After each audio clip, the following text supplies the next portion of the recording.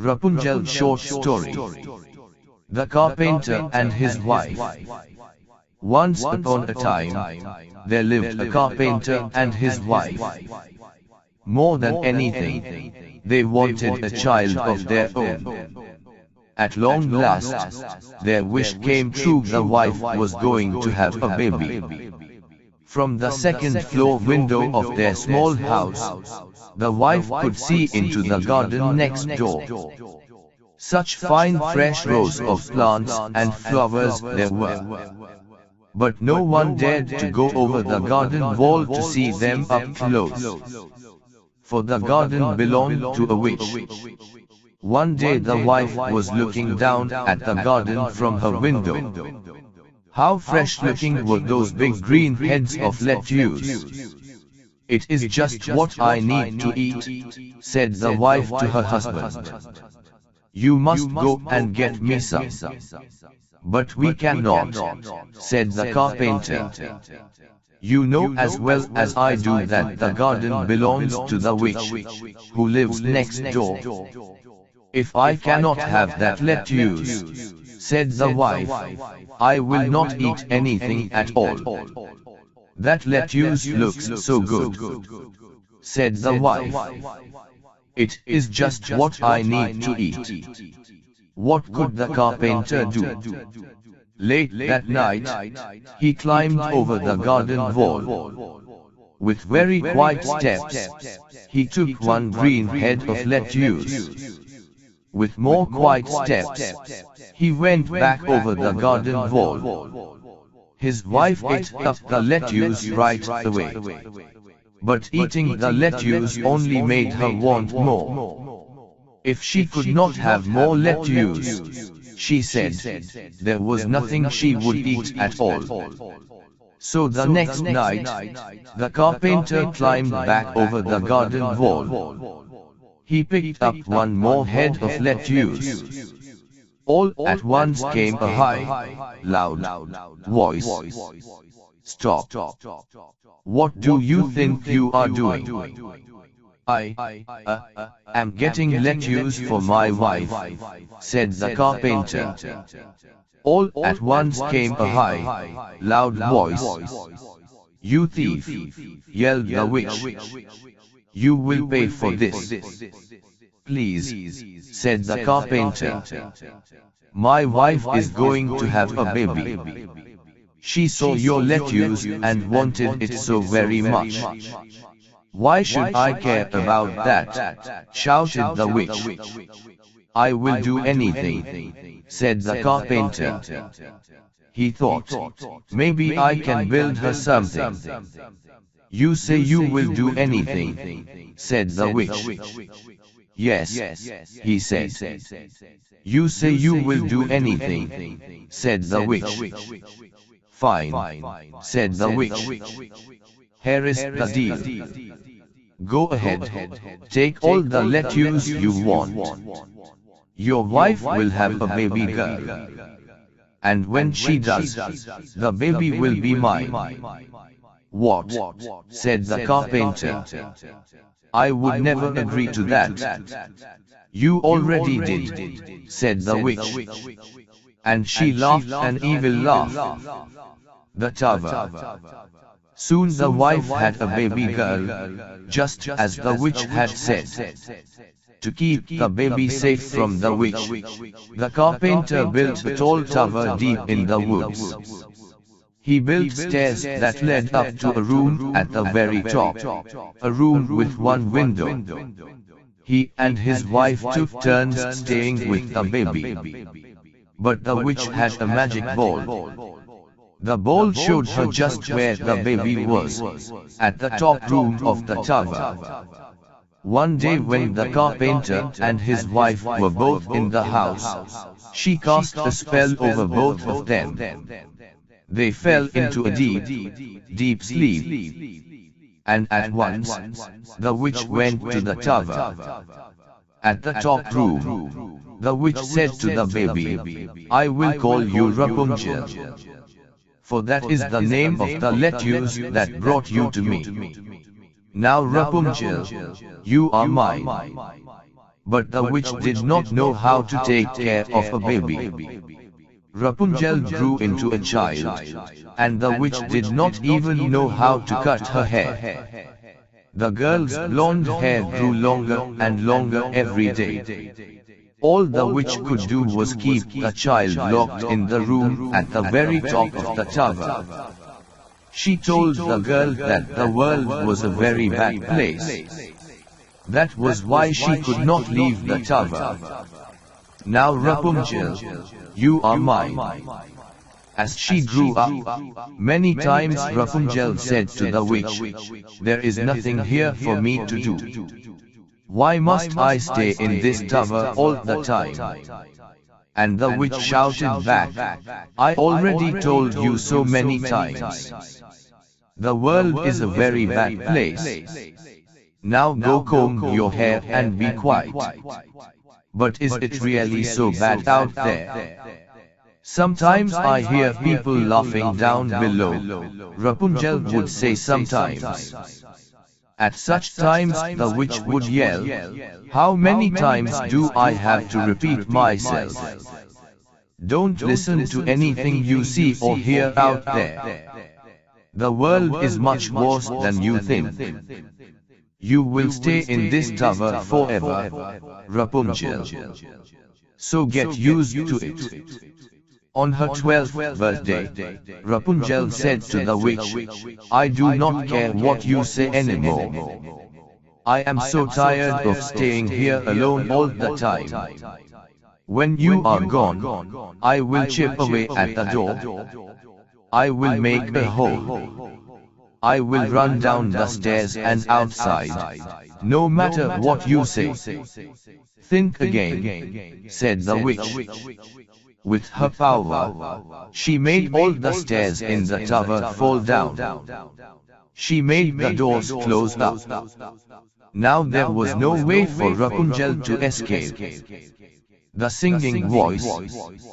By then, Rapunzel's hair had grown very long. Once the stairs were gone, when it was time for the witch to visit her in the tower, she would call from outside, Rapunzel, Rapunzel, let down your hair. Rapunzel would throw her long blonde braid out of the window. The witch would grab hold of her hair like a rope. And that is how the witch climbed up the tower wall to the window in Rapunzel's room. 5 more long years went by. Poor Rapunzel. She knew she must stay in the room. All she could do was to sing sad songs out of the window. Sometimes birds at the treetops would join in her songs. Then she would feel a bit better. But not much. For hours, she sang sad songs out the window. One day, a prince was riding through the woods. He heard a beautiful singing voice. Where was it coming from? He rode closer and closer to the sound. At last, he came to the tower.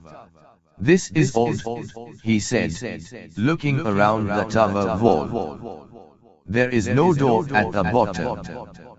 Yet someone is singing at the very top. How does anyone get in or out of there?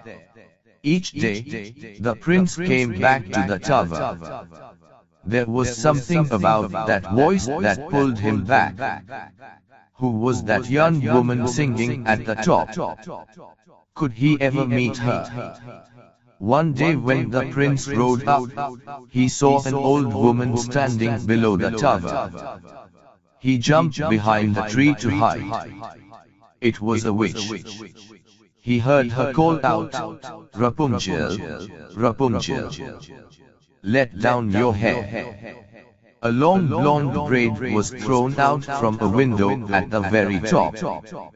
The old woman grabbed onto the braid, and she climbed the wall to the window at the top of the tower. Said the prince. So that is how it is done. He waited. After a bit, the braid was thrown from the window again. The witch climbed back down the tower wall. Then she left. The prince waited. He stepped up to the tower. In a voice that sounded as much like the witch as he could, he called out, "Rapunzel, Rapunzel, let down your hair." In a moment, the same long blonde braid came out of the window. It worked, thought the prince. He climbed up the wall of the tower. He heard the witch call out, "Rapunzel, Rapunzel, let down your hair." You can be sure that Rapunzel was very surprised to see the prince climb into her window. She had never seen a person up close before other than the witch, and never a man. "Who are you?" she said in fear. "Do not worry," said the prince. "I am a friend." "But I do not know you," said Rapunzel. "I feel as if I know you," said the prince. "I have heard you sing songs from up here day after day. I love your voice, and I love it when the birds sing with you, too." "Yes, I like that, too," said Rapunzel. "It may be the only thing I like, since I must stay here in this same old tower, day after day, my whole life long." Rapunzel told the prince about the witch. She told him that since the world was such a very bad place, she must always stay in the tower room. "Do not worry," said the prince. "I am a friend." "But the world is not as bad as she says," said the prince. He told Rapunzel about flowers and festivals, games and gardens. He told her about puppies and puddles, strawberries and secrets. Many hours went by. At last, Rapunzel said he must go. The witch may come back at any time. "Very well," said the prince. "But I will be back tomorrow." Rapunzel threw her braid out the window, and the prince climbed down. The next day, the prince climbed back up to Rapunzel's room. He said, "I have a surprise for you." He had brought strawberries for her. As she tasted a strawberry, Rapunzel thought, "Now I know that what I was told is not true. The world can be a very fine place. I must get out of this tower as soon as I can." But how? Plan to escape. One day, the prince said, "If only you could get out of this tower. I can come and go by climbing up the walls by holding onto your braid. But once I am down, how can you get down, too?" "I know," said Rapunzel. "Bring me a ball of silk each time you come. I can weave the silk into a ladder. Silk folds up so small the witch won't see it. When the ladder gets long enough to reach the ground, we will both be able to climb out of here." "That's it," said the prince. Then he moved closer to Rapunzel. "We will both be free. When we are out in the world, will you marry me?" "Yes," said Rapunzel, "I will." Every day after that, the prince brought a ball of silk to Rapunzel. Over time, she weaved the silk into a long ladder. On Rapunzel's 18th birthday, the witch spoke to her in a sharp voice. "Before you open your mouth this time," said the witch, "know this. I am sick and tired of hearing you talk about how alone you are in the tower all the time. It isn't going to change, Rapunzel. forever. And when the ladder is long enough, we will both be able to climb out of here. Who says I'm alone in the room all the time? Said Rapunzel. What? Said the witch. Who has been up here with you? No one, said Rapunzel at once, in fear. I mean, no one but you. The witch did not believe her. She started to look everywhere in the room for something to prove that someone else had been there. Soon she found the ladder. She held it high in the air. She yelled, "What is the meaning of this?" "My friend the prince brought me the silk," said Rapunzel. "You will never see this prince again," yelled the witch. She took out a knife. Snip, snap, and Rapunzel's lovely braid was cut off. Holding the braid in one hand, the witch laughed an evil laugh. With a stroke of her magic, Rapunzel was cast away to a faraway desert. Then the witch stayed in the tower room. She knew that soon the prince would come back. The last climb. The witch did not have to wait long. Soon the prince was calling at the bottom of the tower, in a voice that was supposed to sound like her own. "Rapunzel, Rapunzel, let down your hair." So that is how he did it, thought the witch. Holding tightly to one end of Rapunzel's braid, she threw the braid out a window. The prince took hold and climbed up. When he got to the window, he was much surprised to see the witch. "Where is Rapunzel?" he called out. "What have you done with her?" "You will never see your Rapunzel again," yelled the witch. The witch pushed the prince so hard that he lost hold of the window. Down, down, he fell. The prince landed on some bushes below. That helped with the fall, but the bushes had sharp thorns. Some of the thorns went into his eyes. The prince was blind. The desert. For 2 years the poor blind prince wandered the world, looking for Rapunzel.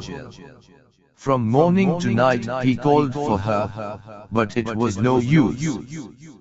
At last, he reached a desert. One day, he heard a beautiful voice singing. "Oh," he thought, "I know that voice." It was his dear Rapunzel. He went closer and closer to the voice he knew so well. "My prince," called Rapunzel when she saw him. The two of them hugged tight. 2 tears of joy fell into the eyes of the prince. All at once, he could see again. And what happened next? Well, I'm sure you can guess. The prince and Rapunzel went back to the kingdom where the prince lived. They were married as soon as they could. The prince became king of the land and Rapunzel became queen. The two of them lived happily ever after.